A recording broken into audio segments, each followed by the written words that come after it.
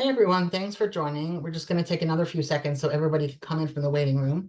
But meanwhile, I'm just going to get started with the introductions. So I'm Judy. I'm the Executive Director of F.E.A.S.T. And I just want to talk a little bit, just for a minute, about why I think this webinar is really important. Part of my job for F.E.A.S.T is traveling to different treatment centers and speaking to providers. I talk a lot about psychoeducation for parents, kind of where the gaps are, what parents really need, and also what I see as some of the barriers to recovery.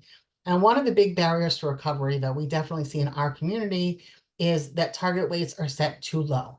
And this is something that as a parent and as the leader of F.E.A.S.T, I always presumed that it was the providers who were setting the target weights too low. And I started going to treatment centers, and this is one of the things that I talked about was the target weights were set too low.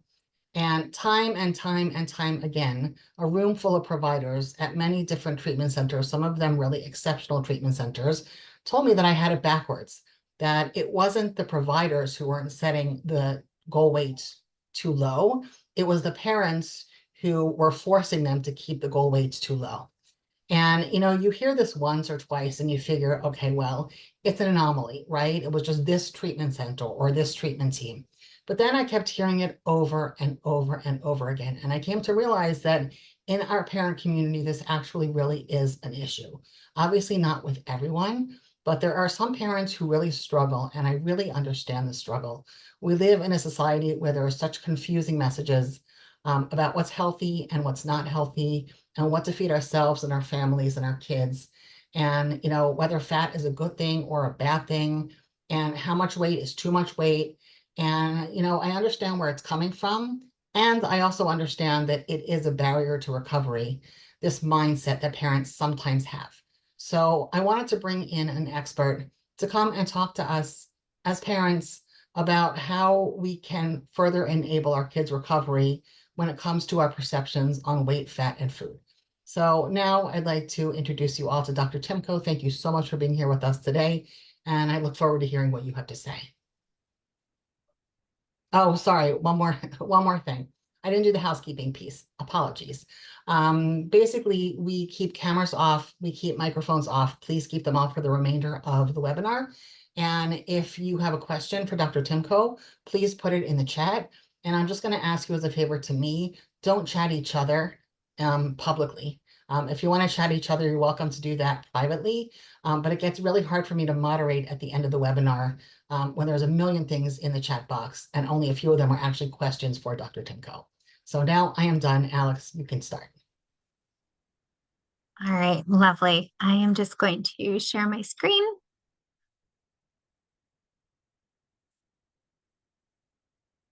All right, are we good? Can everybody see that? Yes, we're good. All right, wonderful. So I'm Alex Timko. I am a clinical psychologist, and I am at Children's Hospital of Philadelphia, where I am both a clinician and a researcher, and I am the director of our psychiatric and behavioral health research program here.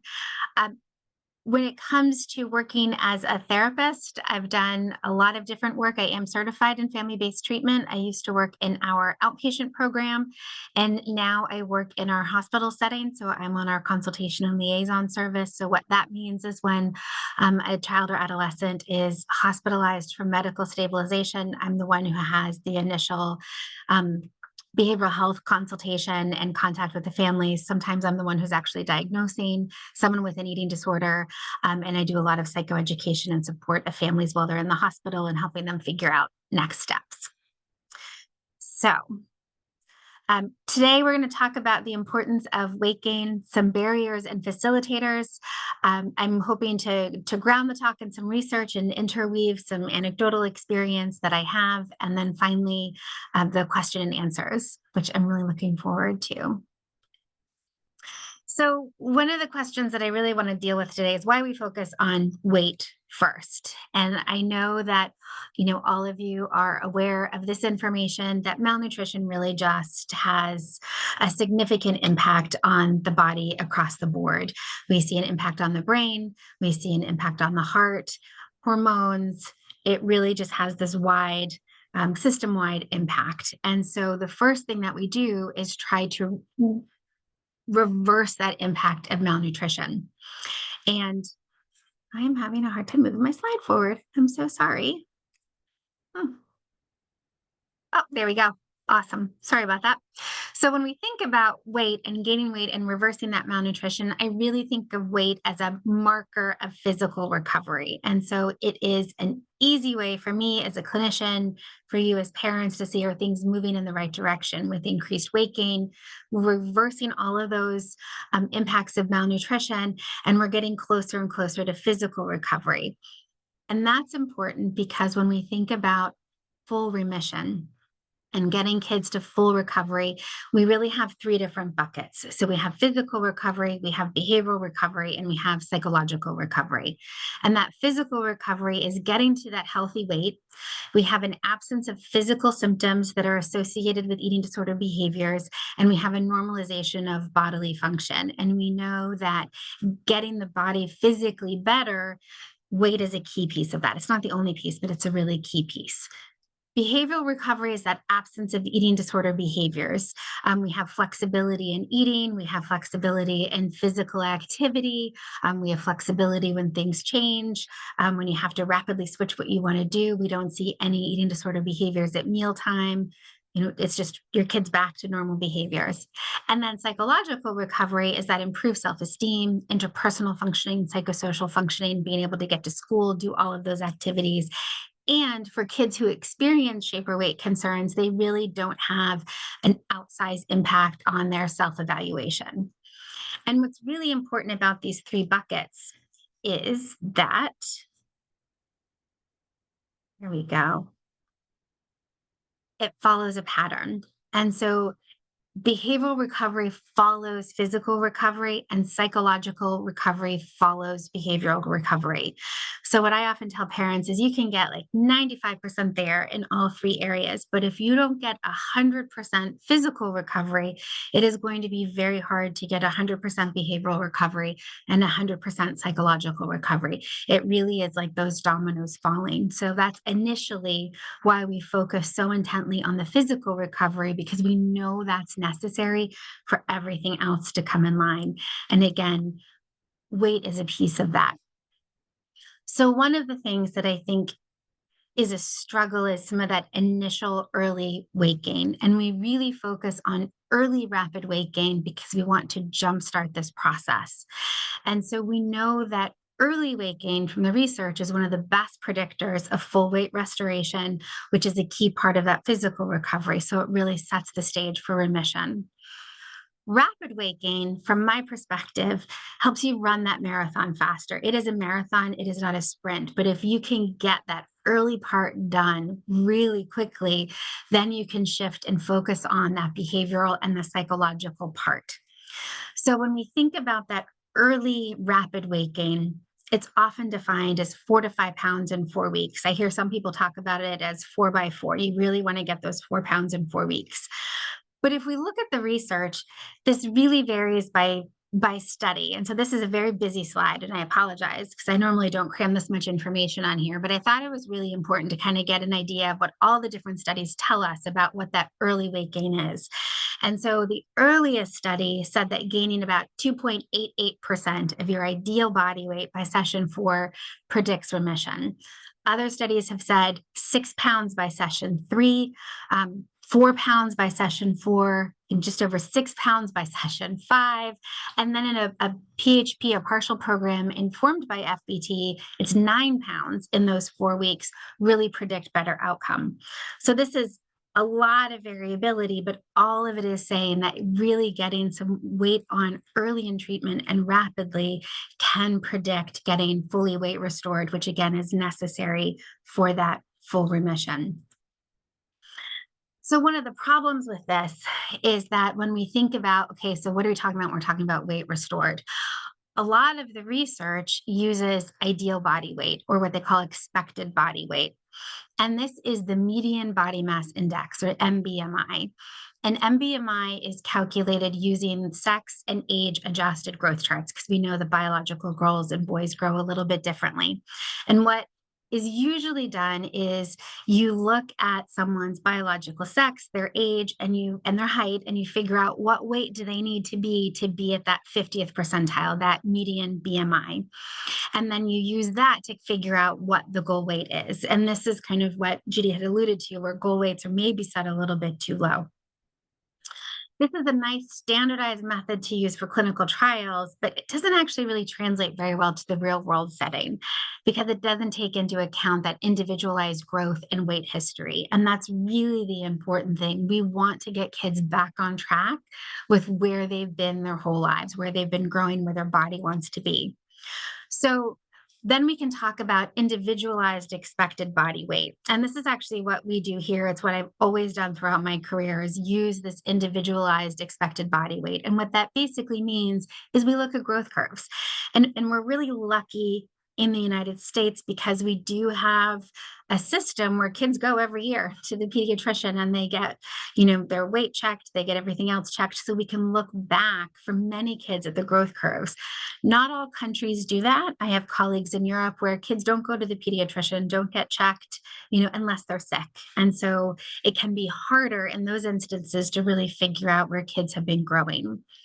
But if we look at the growth curves and we look at like where a child has been trending their whole life, what we find, or what Steinberg and colleagues found in a study that they did, is when you look at that individualized expected body weight, it tends to be about 8.5 pounds higher than that median BMI. So it's definitely a higher weight.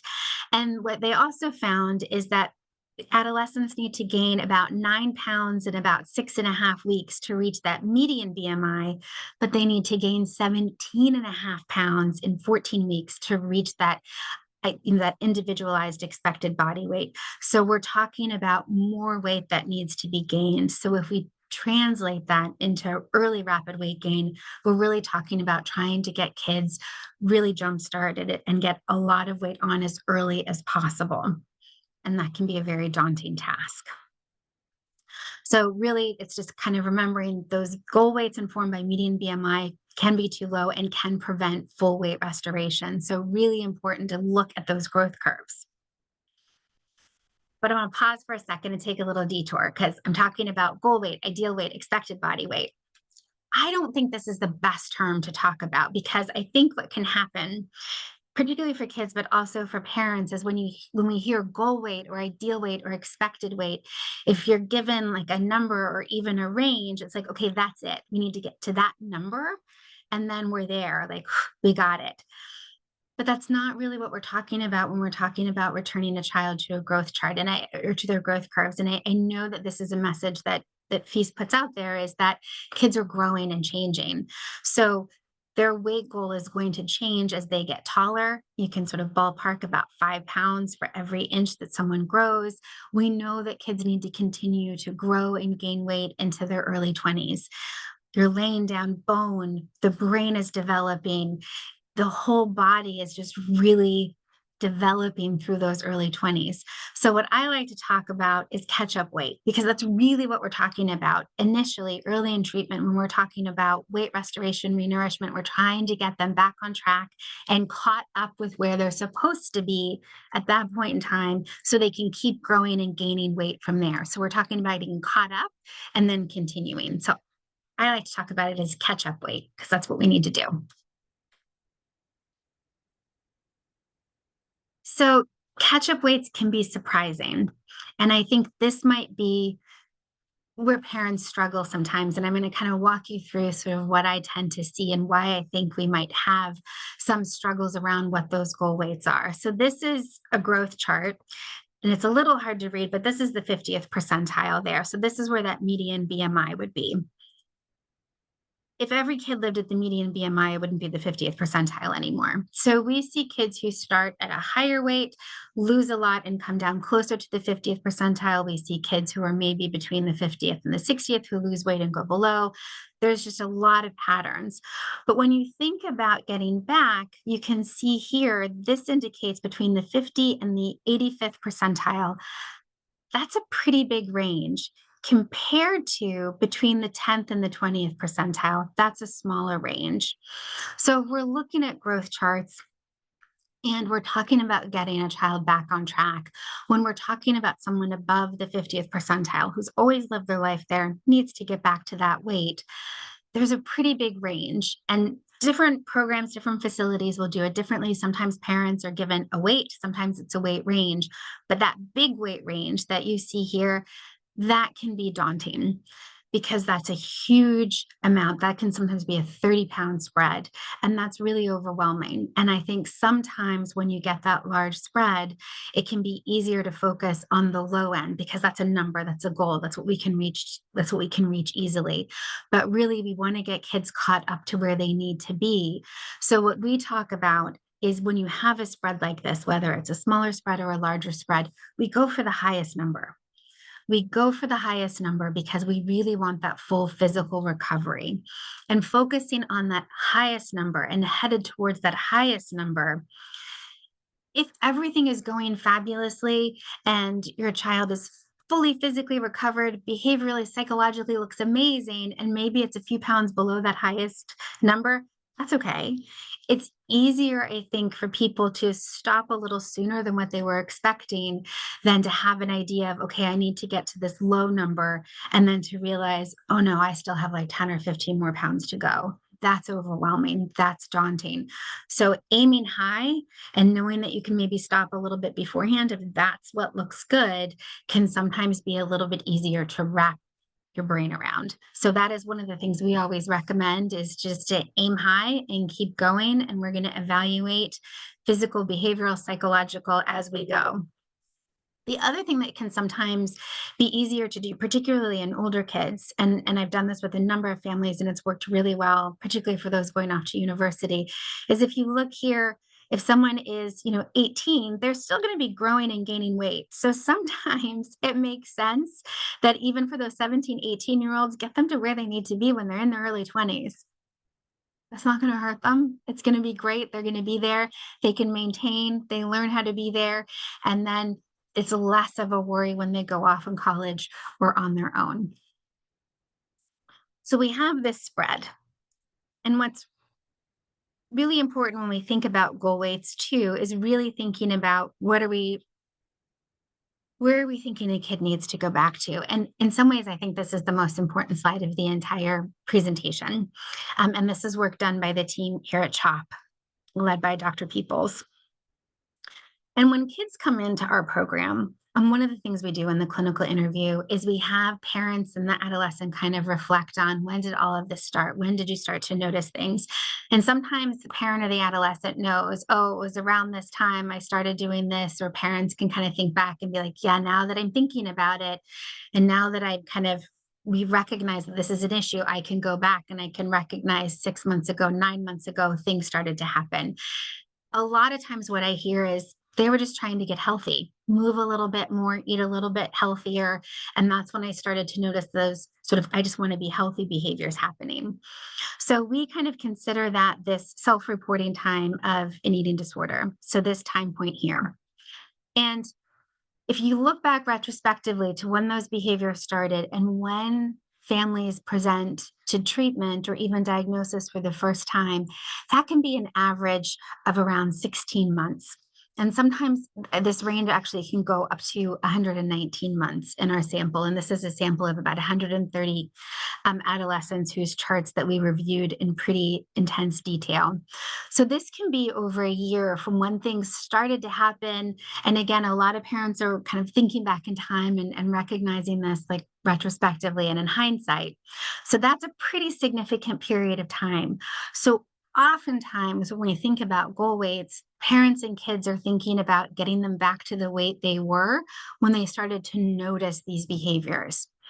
What we did is we went back in time and looked at the growth charts and we started to see, okay, these are when the behaviors are noticed, but when did kids start to actually fall off the growth chart? And by that, I mean, when did they stop growing and gaining weight? Do we see them falling off that curve a little bit? Sometimes it can be very gentle. Sometimes it's a flat line. Sometimes it's very dramatic. And what we found is that on average, we started to see kids fall off the growth curve about 27 months prior to symptoms being recognized retrospectively, which is then 16 months before they come in for treatment. So, what's often the case is that the eating disorder, in all of its insidious nature, was probably starting long before people recognized it. So, when we're talking about catch up weights and getting kids back on track, what we're actually really talking about is getting them back on track to here, to where we had that. Where were they at that onset of BMI suppression, getting them back on their curve from that point and moving forward, as opposed to wherever that point was for that self-reported eating disorder onset. So, for example, if you have a child who started to fall off the growth curve around 12, they're coming in around 15 years of age, maybe, or let's say they're coming in at 16 and they were able to recognize that the eating disorder maybe started around 14. A lot of families will think about, well, we need to get them back to where they were when they were 14. In reality, what we need to do is go back to when they were 12, figure out if they had never started losing weight, if they never fell off the growth curve, where would they be? And that weight is often much higher, and it's often higher than they've ever been before. And so, one thing that I'll hear parents say is, my child's never weighed that much. Your child's also never been this old. So we need to get them back on track for where they need to be for weight.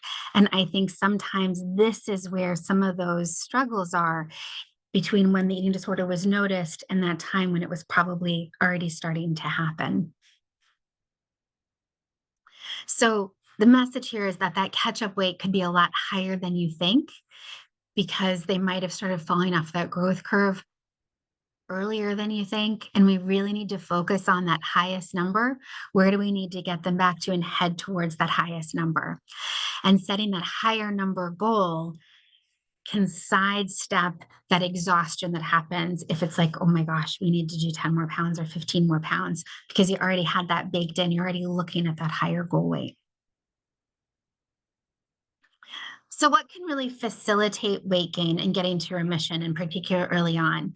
So, one of the things that, again, I've always done is provide calorie guidelines. And I know that technically in the FBT manual, calorie guidelines aren't reported. But Helena and colleagues did this lovely study that they just published this year, where families were randomized into either getting calorie guidelines for their child or being taught the plate by plate method. And what they found was that for the families who were provided calorie goals, there was more rapid weight gain. It was actually perceived as being fairly easy by parents. It was easier to figure things out. A lot of numbers, so a little complicated at first, but they knew what that target was. It sort of eliminated a lot of confusion. How much does my child need? And it actually increased parental empowerment. And there's a lot of thought that providing calorie guidelines can undermine parental empowerment, but it may actually help. And what I find in working with families is those calories can be really surprising. And so sometimes providing a lot of education around why this calorie goal can be really helpful in shifting sort of the thought process about what kinds of foods your child needs to eat early on in recovery. So calories are often well over 3,600. I think in some of the research we published at CHOP, that might have been the mean calories. More and more now, I'm seeing kids needing to be on over 4,000 calories, sometimes up to 5,000 calories a day. That is a lot of food. Objectively, it is a lot. And so what we need to do is think about how can we get creative about getting all of that caloric needs met in a way that is less exhausting for parents. And one of the key things there are really calorically dense foods. So these are foods that pack a lot of calories into a small serving. These are high fat foods. These are foods like where you can inject butter and cream and other things to really get a lot of calories in a smaller serving. And that smaller serving can be really helpful for some of the GI discomfort that we're going to talk about. But those calorie dense foods are really important. And one of the examples that I give parents often is you can eat 14 bags of spinach, or you can have a pint of Ben and Jerry's Cherry Garcia. The calories in those two things are the same. Ben and Jerry's has a lot more fat. It has calcium in the milk. It has a lot of other really good stuff that a starving body needs. 14 bags of spinach is a lot of spinach. That's a lot of volume. That's really hard to eat.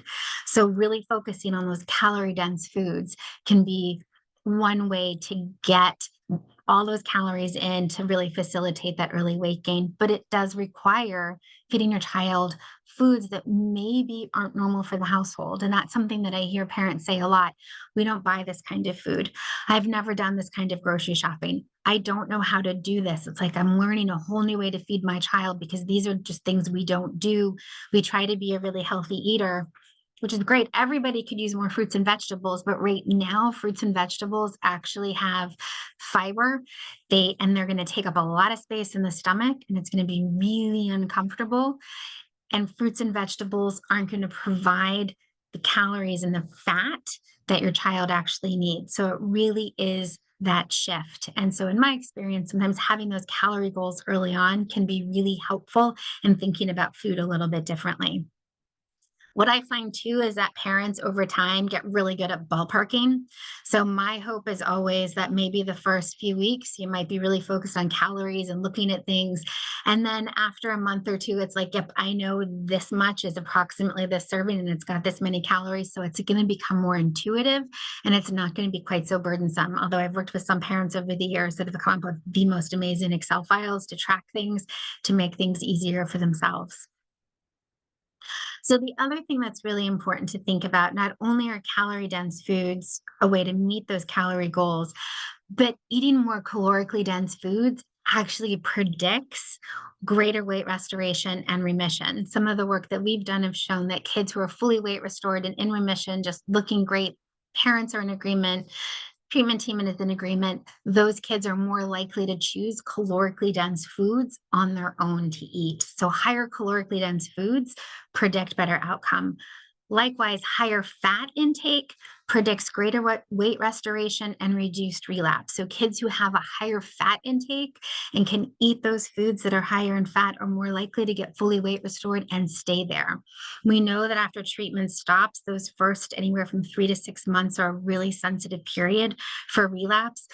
The higher percentage of fat in a child's diet, the less likely there's going to be relapse. So those foods that honestly, those foods that society teaches us are bad or unhealthy, those are actually the medicine that your child needs right now. And that can be a really difficult shift to think about food a little bit differently. And I always say there's no such thing as a bad food or an unhealthy food. What your child's body needs right now is fat, calorically dense foods. Every body is a little bit different. If you think about other illnesses, diabetes, for example, some families don't have juice in their house because they're higher in sugar content. If you have a child with diabetes, you're going to want to keep that orange juice in the fridge in case you need it in the middle of the night if blood sugar's low. You're going to want that lollipop around because that's something that your child is going to need. Whole wheat is supposed to be really great and healthy whole wheat, this whole wheat, that. If you have a child who's diagnosed with celiac disease, that whole wheat food is the most unhealthy thing for them. So it really is thinking about every body is different and what foods are healthy for your child's body right now at this point in time. And it's that shift to thinking about some of those foods is really being the things right now that your child needs. And I think sometimes that can be a struggle for parents, which makes sense because that's the society that we live in.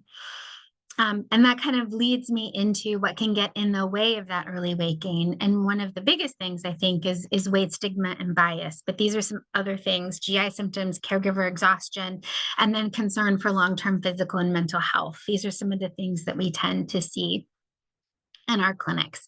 And the weight stigma and bias, we're going to start there. And these are just very brief definitions of stigma and bias. So those are negative attitudes and beliefs about others because of their weight. So in general, we tend to think of higher weights as, well, not we, but like the societal message that's sent, right? Is that higher weight bodies are bad. The term obesity is used, the term overweight is used. And there's often this idea that we need to reduce higher weight bodies. So this weight bias is really common in the general population.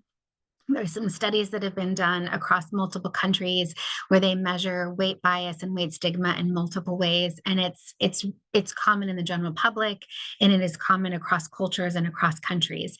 We tend to see greater weight bias and weight stigma in men We also tend to see it more in white individuals from a non-Hispanic background, and we tend to see it more in younger people. So there are certain groups where we do tend to see greater levels of weight bias.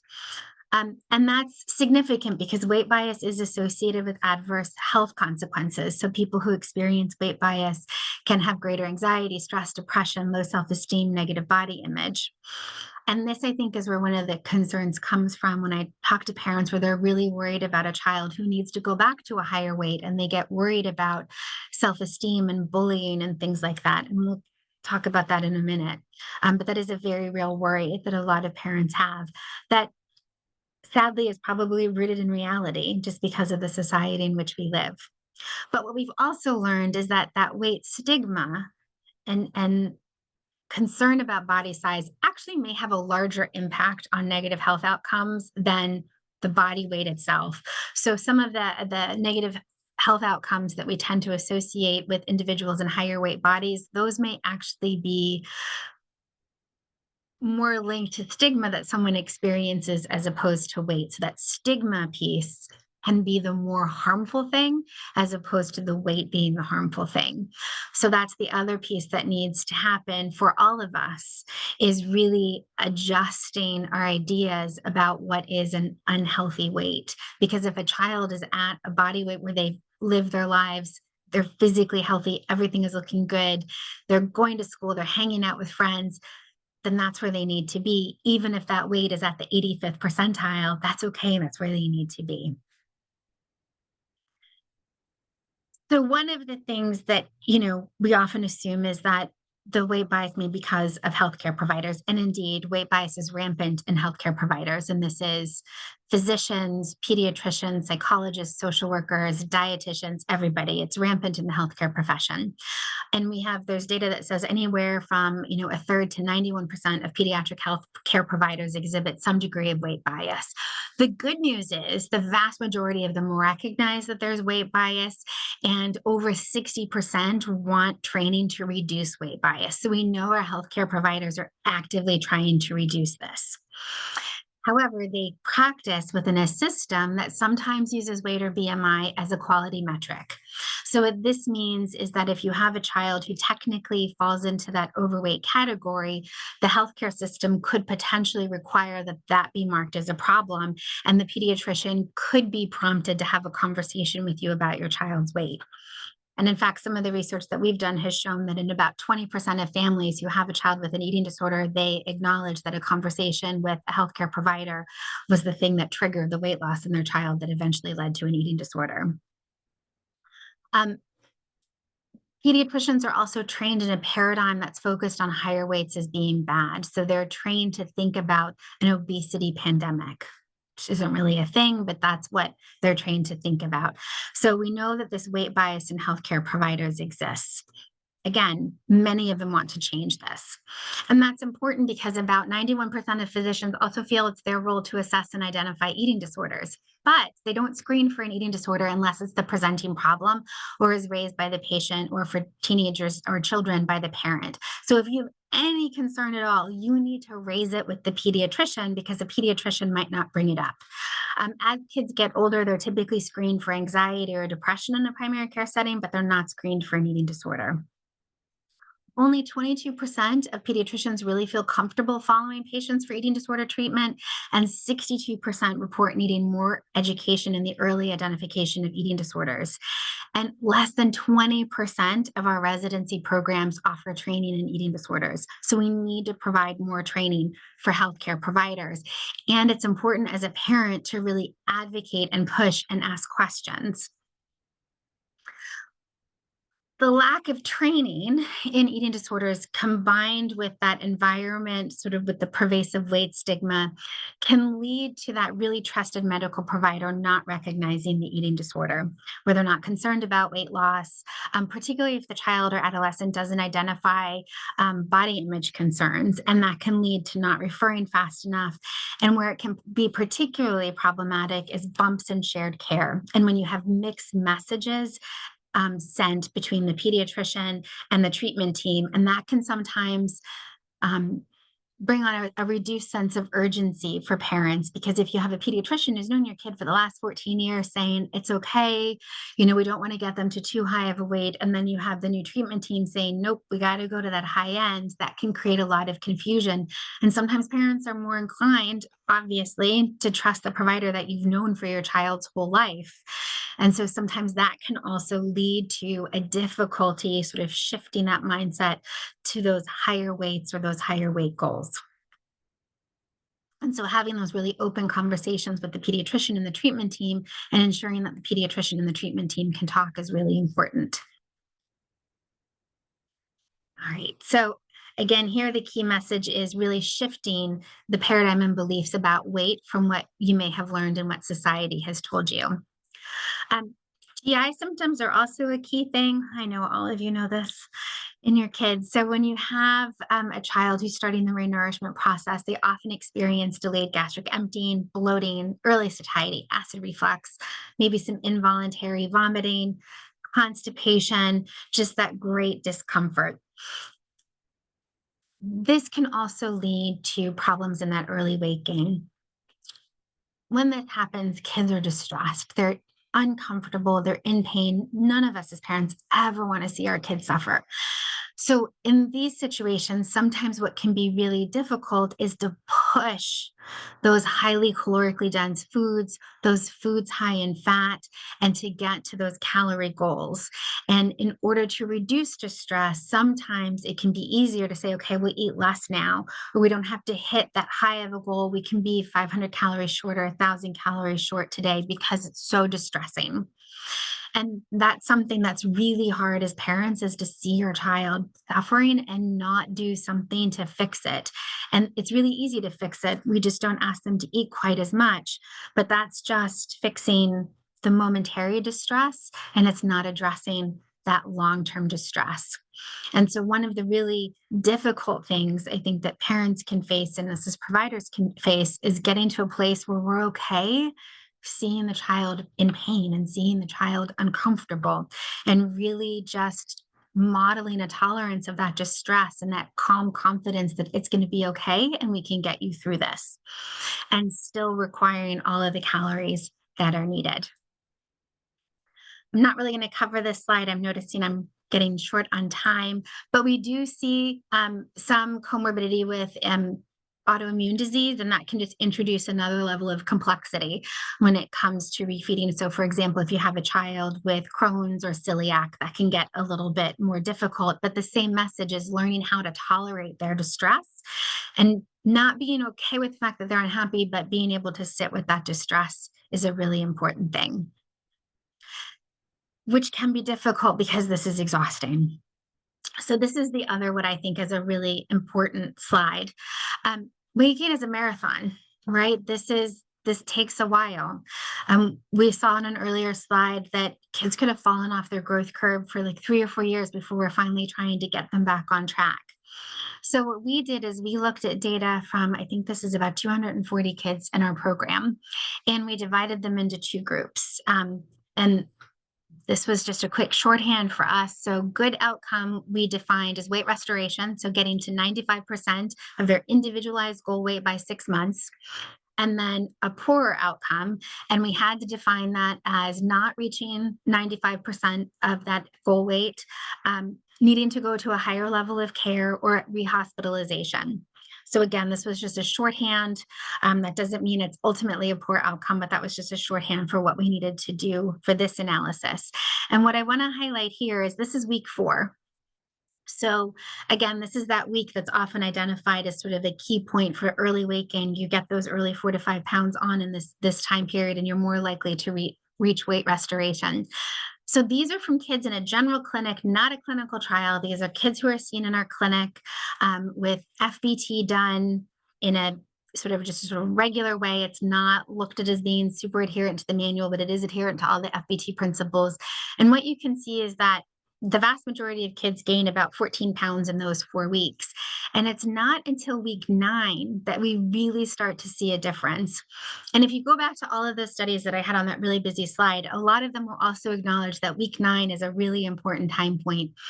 And I think this can sometimes contribute to exhaustion that some parents report happening, is that if we push this early weight gain and you get to that 4 or 5 week time point and they've gained, 5, 6, 7, or in this case, 14 pounds, it's like deep breath, relief. We hit that milestone.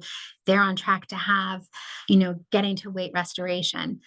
What we're seeing though is sometimes that deep sigh and kind of slowing down and maybe feeling like we don't have to be quite as aggressive after week 4 can sometimes lead to not getting to that full weight restoration. And so we really need to keep pushing through month 2 to week 9 to week 12. And that's not something that we can slow down until that child really truly is fully weight restored. So I think sometimes when we think about that early weight gain, we need to move that benchmark. That early weight gain is not 4 weeks. That early rapid weight gain is like 2 months, 2.5 months. That's really what we're talking about. We need to make sure that we're realistic about the time frame, because I think sometimes it can be parents can feel exhausted when it's like, wait, you mean I still have to keep going at the same rate that I did? And I just want to highlight these numbers here. So those kids who got to 95% of their goal weight, they gained 28.8 pounds. These kids gained 18.7 pounds. So you can see there definitely was a slowdown in weight gain. And again, I sort of attribute this to some exhaustion at this point in time. Then the other big thing that I hear, and I only have 5 minutes left. And this is also a super important slide. This is from one data set of about 50 kids. I have almost identical graphs from 5 different studies that show this same pattern.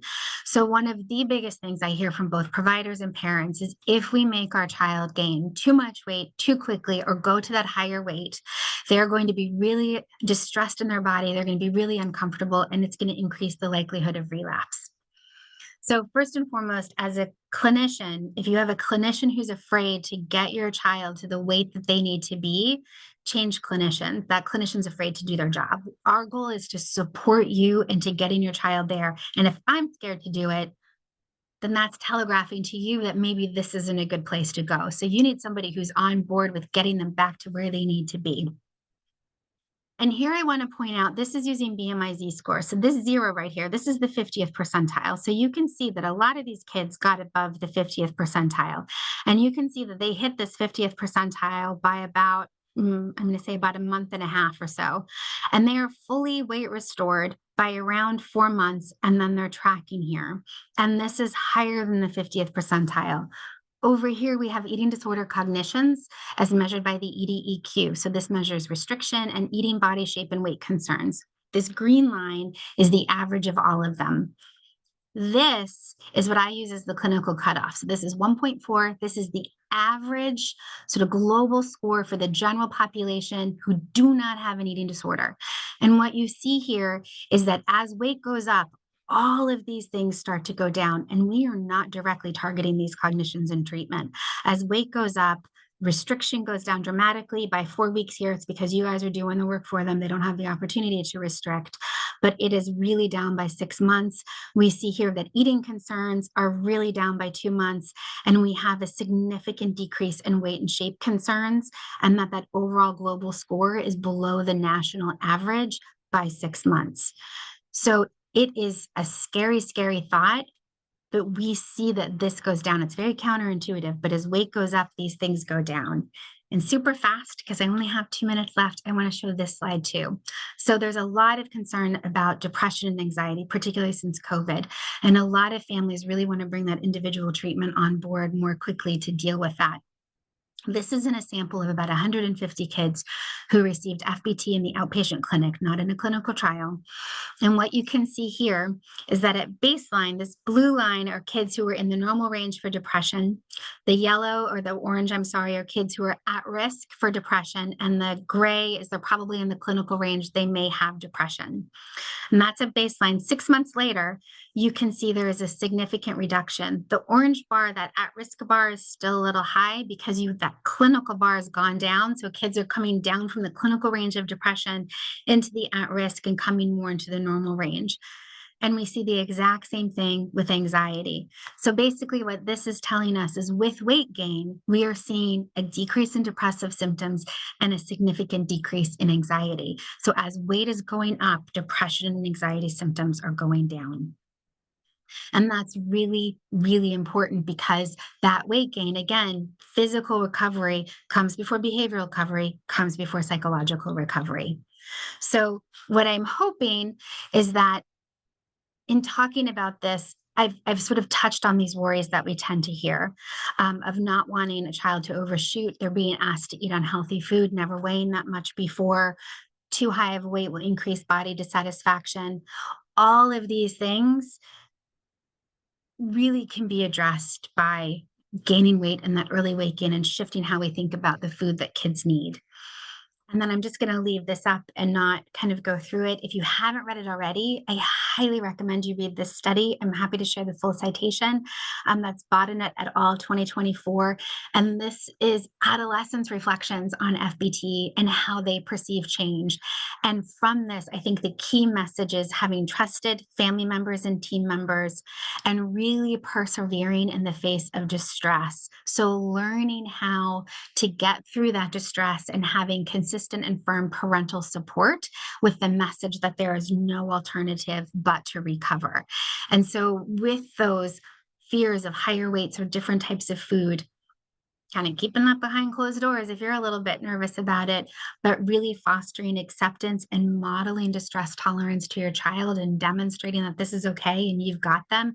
Those are the key things to help them get through this eating disorder and recover. All right, so I'm just going to leave that up for one more second. Happy to talk about this in more detail.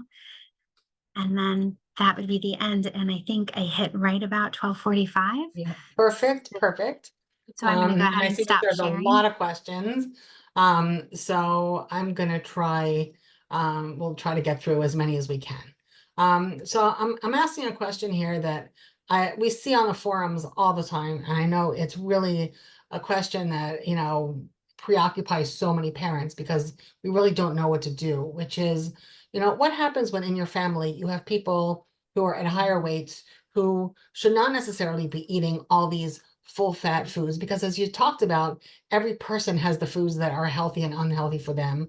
And sometimes the food that your child with an eating disorder needs to eat are not the right foods for the other people in your family. So how do you navigate that?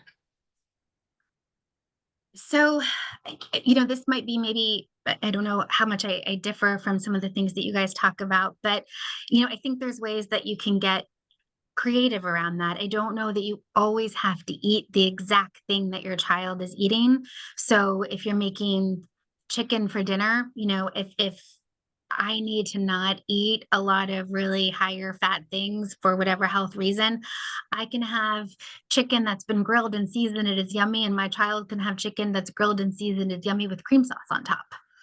Um, I can have broccoli, my child can have broccoli with cheese sauce on top. So there's ways that you can still be together and share a meal and have, maybe the same base meal, but there's extra additions on for whoever needs it. Maybe somebody does, we see this sometimes, someone with celiac in the family, that person maybe has to eat the gluten-free pasta, which isn't always that good, but sometimes it's good and everybody else is having the whole wheat pasta. You can still make very similar meals. It's a little bit more work, but it does introduce a sense of normality where everyone's eating the same thing, kind of.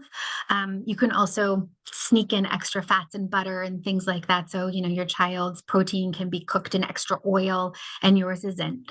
So there's a way that you can do that where you can still support them getting what they need while also taking care of your own health. Thank you. Okay, we have two questions about if there are differences that have been studied with neurodivergent adolescents. Because someone asked, aren't there different benchmarks with neurodivergent kids? And the focus on quick weight restoration makes sense in neurotypical adolescents, but not necessarily in neurodivergent ones. Oh, that's a really good question. Okay, so I'm going to be frankly honest with you. I don't know the answer to that. I actually have a meeting with some colleagues of mine in the Autism Center next week, and we're going to actually talk about that exactly. There's more and more work being done in adults out of the UK on neurodivergent kids. I think we're recognizing more and more that there need to be slightly different goals. I think we published a study where we looked at kids who sort of flagged as possibly having autism on a screener, and a diagnosis of autism was a rule out for the study, like you couldn't participate. Um, and we looked over time whether or not that changed. And what we found is for a number of kids who flagged as possibly being neurodivergent at the beginning of treatment, actually were not flagged as being possibly neurodivergent by the end of treatment. A lot of the things that are characteristic of, sort of those autistic traits, increased perseverative behavior, decreased flexibility, sensory issues, maybe some difficulties in understanding emotions and social emotional functioning, all of those things are developing during adolescence. All of those things are developing in the adolescent brain, and all of those things are impacted by malnutrition. So for a child who's never been identified as neurodivergent, I wouldn't want to make that identification while they're underweight. So I would actually proceed per usual, while obviously tweaking for the child. I mean, your kids. I don't come home with you guys. So if you're saying to me, this is something my child has never done, I'm going to listen to you, and we're going to adjust, how we're doing this, and we're going to, have collaborative care to get your child better. For kids who are neurodivergent and have an eating disorder, we just don't know the best way. I think we just try to deal with that the best we can. And again, if there's sensory issues, then let's do it. Sometimes it might be that we're just focused on volume of food, and I don't care about variety right now. If your child's never had a huge variety of food, okay, I'm not going to push it. Let's go for volume, and let's just go there to get that weight on, and let's be creative about how we do it. But there's absolutely a need for more research and more conversations in that area, because we just don't have a good answer to that. So as a clinician, I look to the parents to guide me, and I do the best I can with some of the research that I have. But we need more work done in that area, and we need to understand that better. Thank you. Next question, another also very common question. Do you have any tips on how to handle or what to say to help the child accept their changing weight and size as they gain weight and they're distressed and expressing anxiety over their body? So my approach might not be what everybody does, but I acknowledge it. It's real. It's uncomfortable. Their body is changing. It's changing rapidly. I will sometimes say to parents who are struggling with this,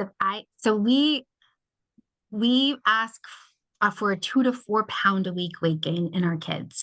Most of the kids in outpatient gain around 2 pounds a week, give or take. That means in a month, anywhere from 8 to 10 pounds. And you saw from our data, it's actually 14 pounds. If I asked any parent to do that in a month, it's uncomfortable. It's just a fact, right? That's just uncomfortable. So I think acknowledging that and not trying to convince the child that's just your eating disorder talking, like, no, that's legitimately your body's changing quickly, and it's uncomfortable, and it doesn't feel good, and it's okay. And so it's a lot of distress tolerance. Acknowledging the reality of it. And then once we get to a place where the child is like weight restored, that's when I think we can really focus on any of the body stuff. A lot of it will get better. For some kids, it completely goes away. For some kids, they still really struggle. But from my perspective, it makes more sense for me to deal with that head on when they're weight restored, because if I talk about it in week 4 of treatment, their body's going to look a lot different in week 8 of treatment. It's going to look a lot different in week 12. So let's focus on it when their body's back where they need to be. And quite frankly, when their brain is in a place where the brain can do the work it needs to do to learn how to cope with that. So I think validating the reality of the situation, emotionally validating, being supportive, calm, not getting upset about it yourself, and just modeling distress tolerance is probably the best way to go. And for some kids, they do need to talk about it and process it. And there's different things that you can talk about, but it's not something I'm going to recommend focusing on early, because it's in constant flux. But just acknowledging the reality of that is I think important for kids. Okay, thank you. So I'm incorporating 2 questions together, one of which is mine. Someone asked about if there's any studies being done about going above the prior growth curve for catch-up weights. Because this person who wrote in said that with her daughter, 20% plus over the prior curve was where her daughter's brain woke up. And she's required to be at that curve now. That she's recovered. And I want to tack on the question of, you talked about the between 50 to 85%, and you showed how how Big large range. of Mhm. a range that is. How do we know when the weight is high enough? Because also sometimes, it's not like, okay, the weight gets to point X and then all of a sudden they wake up. I Mhm. mean, this can take a very long time. Mhm. So how do you evaluate, where that weight, which weight is the perfect weight within that range? Oh, there's no science to that. I think that's a little bit of the art, maybe. So one thing is there's just some clear biological markers. Like if someone's, if puberty's not jump starting, if a period's not coming back, if there's still a lot of behavioral concerns, a lot of psychological concerns, we're not where we need to be from a weight perspective. Um, so I look to those things because if those things are still, if they're still struggling, then we're not where we are from a weight perspective. We need to go higher, right? If medically things still aren't on track, we need to go higher. Um, and I also want to be clear, if a child needs to be above the 85th percentile, a child needs to be above the 85th percentile. I'm not stopping kids at the 85th percentile if that's not where they need to be. If they need to be higher, they need to be higher. So I think it's a combination of when do we start to see that waking up? So if a kid reaches the top of the goal and they're not back to where they need to be, I think you can take two approaches. Science doesn't tell us which one is better. One is like, let's just hold here and see if the body just needs to like breathe and rest. And if everything's going to come online then, and if maybe after a couple of weeks that's not happening, let's go higher. And sometimes it's like, okay, we're not seeing changes. Let's just automatically go higher without waiting. And I don't know that one's right or one's wrong. And really, I rely on parents a lot to kind of tell me what their gut instinct is saying about their child. But I look to those behavioral things and the psychological things. And if they're not coming back, then the weight needs to go higher. Okay. From That my makes sense. perspective, going higher, there's no harm in going higher, right? Okay. We're talking about an eating disorder, anorexia, most likely, if we're really like knee deep in weight restoration, or really low weight ARFID. This has the potential to be a deadly illness. If we don't want a long persistent course. I don't want the 16-year-old in my office to turn into the 26-year-old in my office, right? So if making sure that this child gets better means we go higher because a higher weight with a really long life, a full life, that's what then that's what needs to be, right? So it's really kind of thinking about what's the like you don't want to trade a lower weight for a poor quality of life or a shorter life. Like if you need to be at a higher weight, that's just where you need to be. And for some kids, they do need to go above. I don't know why. I think it's like just the unique physiology. Absolutely, some kids need to be above. Sometimes what we'll see from parents is like their kids will do that overshoot, maybe go 10 or 15 pounds or more above. And then eventually over time, they might like settle back down very slowly to a growth curve. I've heard of that sometimes with some families. Um, I think some bodies just have a really severe reaction to malnutrition and starvation, and the body just needs to be at a higher weight to feel safe from starvation. And if that's where we need to be, that's where we need to be. Thank you so much. Unfortunately, we don't have time for more questions, but you covered a lot of questions, so thank you. That's great. So thank you again. This was a really great presentation, extremely valuable. And I really love that you gave data and you also made it a little bit personal as well. And I can really tell that you care about your patients and their families. That really comes through. So thank you very much. I Thank just want you. to end by saying that if you attended this webinar and you found it helpful, and you'd like to see us continue providing webinars like this free of charge, please donate to F.E.A.S.T. We truly need your donations this year more than ever. And I just wanted to end with a promo for our webinar, which actually kind of ties in a lot to some of the questions. Autism and eating disorders go together. And if it's not the research, I can tell you anecdotally from our community that the numbers are probably higher anecdotally than they are actually in the research, but the numbers in the research keep growing higher and higher and higher. And I know that a lot of parents in our community are dealing with the co-diagnoses of an eating disorder and autism, and it is not easy to know what to do in treatment, especially as a parent. So I really wanted to bring in the world expert on this topic, and Professor Kate Chantoria is a world expert on this topic. Just off the record, I asked her several times to do this webinar for us. This is the first time she said yes, and I am really thrilled. So she's bringing on two of her colleagues. They're going to really cover this topic from kind of different places, and I think it's going to be an amazing webinar. So please join us next month. And thank you again, Dr. Timko. Thank you all of you for attending, and everyone have a really great rest of your day.